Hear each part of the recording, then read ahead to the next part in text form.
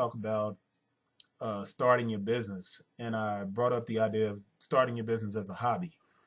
Well, what I need to do is clarify that a little bit because I got a response back from someone, and he said, well, when do I know when to turn my business from a hobby into a business?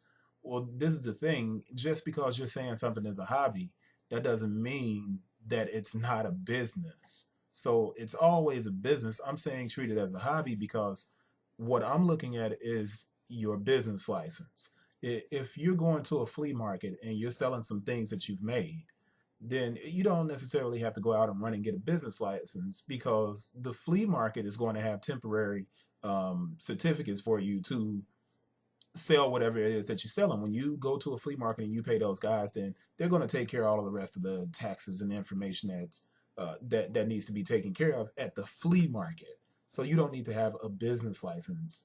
Do you want to have one? Yeah, and if you want to get one, then you can, but you don't need to have one. Now, the reason I bring that up is because what people don't understand is the moment you run out there and you get a business license, then you start getting charged property tax.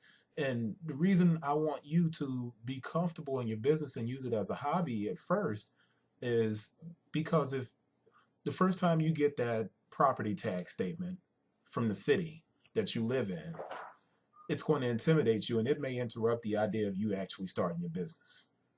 All right. So that's where I'm going with that. And that's why I was saying that you started as a hobby because you don't have to run out and get a business license right away. But this is what I want to get into next is when do you transition from being a hobby?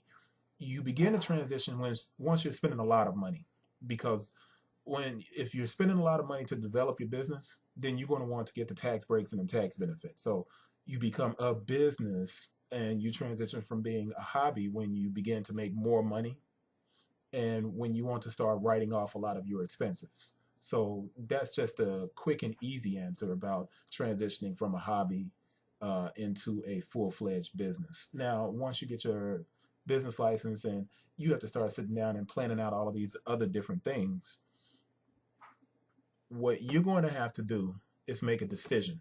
And that's really what I wanted this episode to be about is making a decision.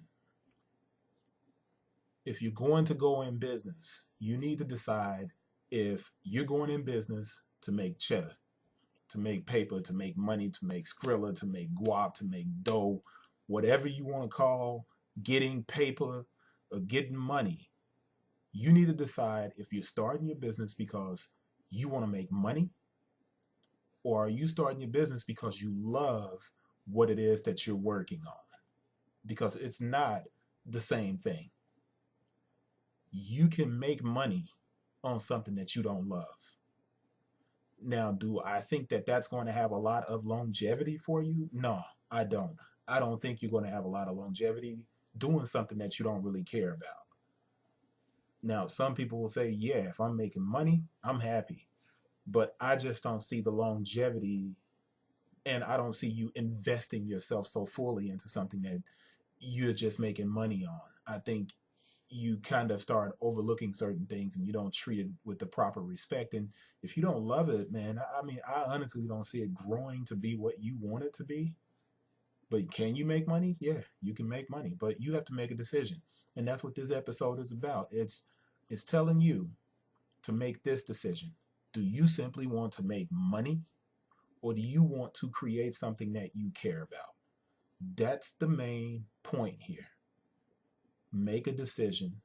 And once you make that decision, then we can get into a further discussion about what you really want to do in your business and how you want to begin to shape your business. Because if you simply want to make money, you know what? Go get some stuff that you can flip it, sell it, make some dough, get the money in your pocket, keep it moving.